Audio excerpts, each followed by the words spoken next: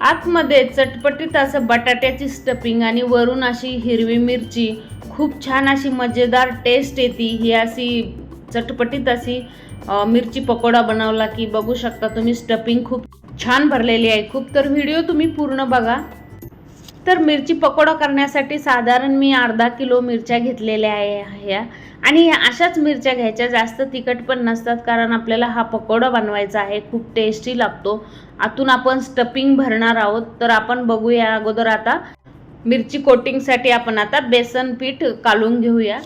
तर मी 1 वाटी बेसन पीठ घेतलेलं आहे आणि त्याच्यासाठी छोट्या वाटीने म्हणजे 2 चमचे मोठे कॉर्नफ्लॉवर घेतलेला आहे। तुम्ही याच्यात तांदळाचं पीठ पण घालू शकता आणि थोडं मीठ टाकलं चवीपुरतं, थोडे मसाले टाकायचे, हळद टाकली थोडी, कारण स्टफिंगला पण चव यायला पाहिजे, आणि धनिया पावडर 1 चमचा, मिरची पावडर 1 चमचा टाकलेला आहे।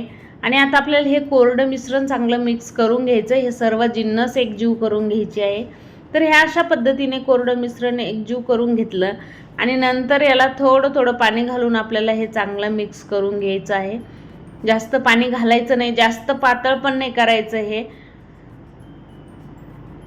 बेसन। तर ह्या अशा पद्धतीने थोडं पाणी घालून याला चांगलं मिक्स करून घ्यायचं, जेणेकरून हे पीठ अगोदर मिक्स करून ठेवल्यामुळं चांगलं फुगल्या जाईल पीठ, आणि कॉर्नफ्लॉवरमुळे पिठाला एक क्रिस्पीपणा येतो आपल्या पकोड्याला। तर तुम्ही तांदळाचं पीठ पण टाकू शकता कॉर्नफ्लॉवर नसेल तर।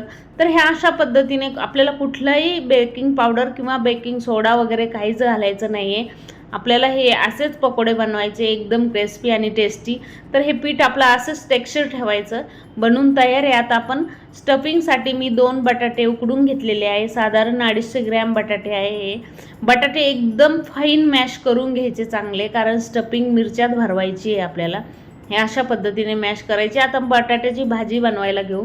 1 चमचा तेल घातलं, जिरे मोहरी टाकली, चांगली तडतडून द्यायची जिरे मोहरी, ज्याचा स्वाद पूर्ण आपल्या भाजीमध्ये उतरला पाहिजे।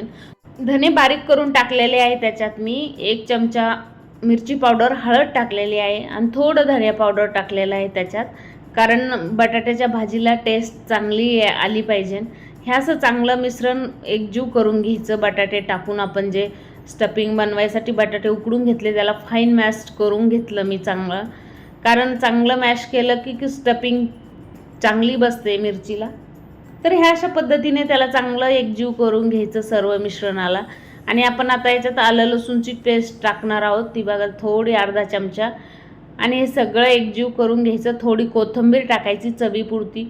खूप टेस्टी अशी मिरची पकोडा बनतो हा। अशा पद्धतीने आपल्या घरी नेहमीच अशा मिरच्या आणलेल्या असतात, पण आपण जनरली नुसतंच बेसन पिठामध्ये भिजून तळवतो, पण स्टफिंग भरून एकदा तरी तुम्ही अशा पद्धतीने मिरची पकोडा करून बघा एकदा।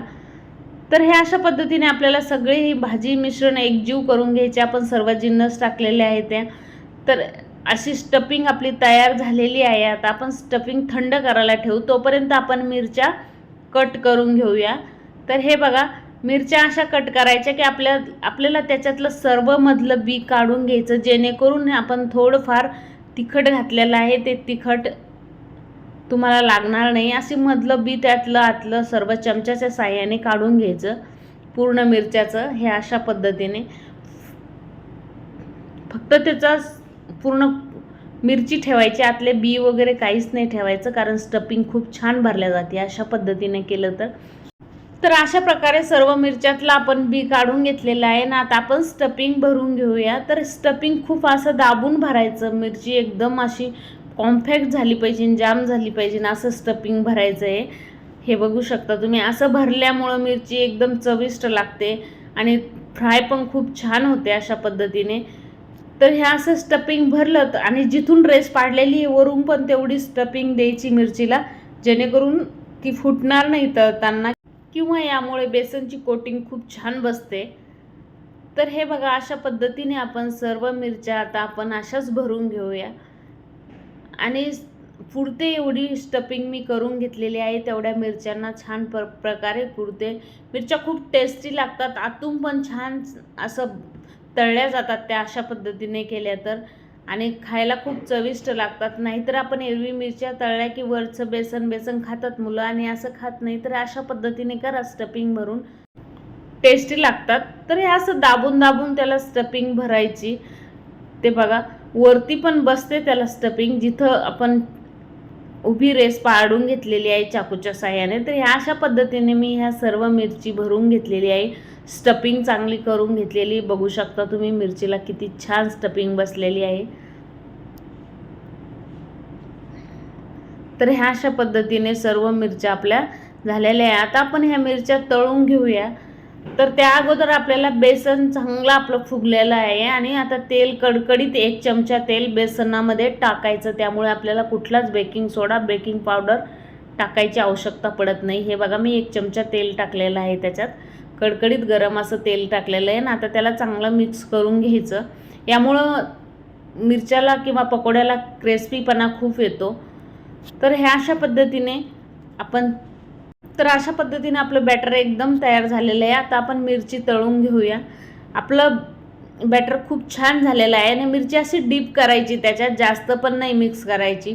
नुसती डीप केली तरी आपलं बॅटर खूप छान झालेलं आहे. टेक्स्चर एकदम जबरदस्त आहे.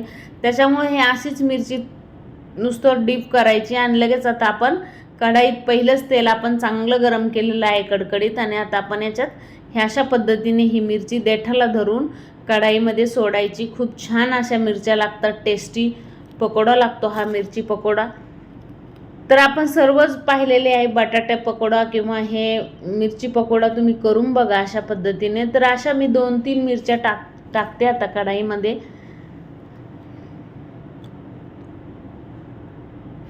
आणि चांगला त्याचा गोल्डन बदामी कलर येईपर्यंत आपल्याला ह्या मिरच्या चांगल्या तळून घ्यायच्या, फ्राय करून घ्यायच्या आणि लगेच नाही काढायच्या.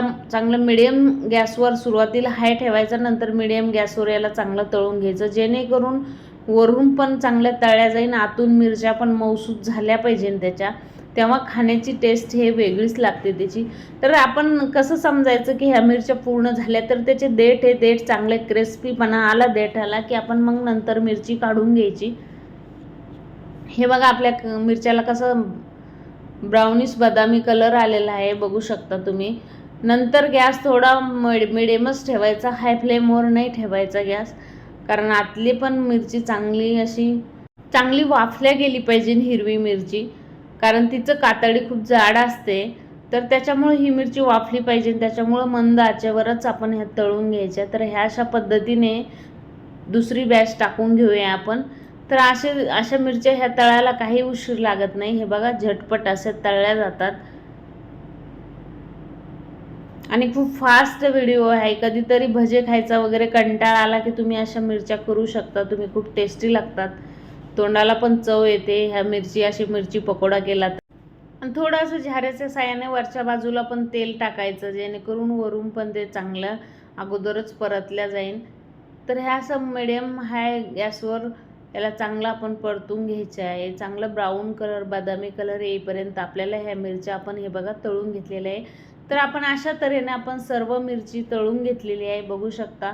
एकदम क्रिस्पी झालेला आहे. कॉर्नफ्लॉवर टाकल्यामुळं मिरचीला एकदम क्रिस्पीपणा आलेला आहे, बघू शकता तुम्ही. आपण कुठलंही बेकिंग सोडा, बेकिंग पावडर काहीही घातलेलं नाही. तर आपण नुसतं त्याच्यात कडकडीत गरम असं तेल टाकलेलं आहे 1 चमचाभर. पण मिरची एकदम झक्कास झालेली आहे. तुम्ही नक्कीच ही रेसिपी करून बघा. आणि हे बघा कशासोबतही खाऊ शकता तुम्ही, पोळी भाकरी किंवा तुम्ही टोमॅटो केचप सोबत, हिरव्या मिरची सोबत, कशासोबतही खाऊ शकता. खूप टेस्टी अशी लागते. आता मी तुम्हाला कट करून दाखवते. आतलं स्टफिंग किती छान भरलं गेलेलं आहे, आतमध्ये स्टफिंग पण किती छान भरलं गेलं तुम्ही. आणि मिरची आतून खूप छान वाफल्या गेलेली आहे. तर तुम्ही माझा व्हिडिओ बघितला असेल तर माझ्या व्हिडिओला नक्कीच लाईक, शेअर आणि सबस्क्राईब जरूर करा. माझा व्हिडिओ आवडला असेल तर शेअर पण जरूर करा.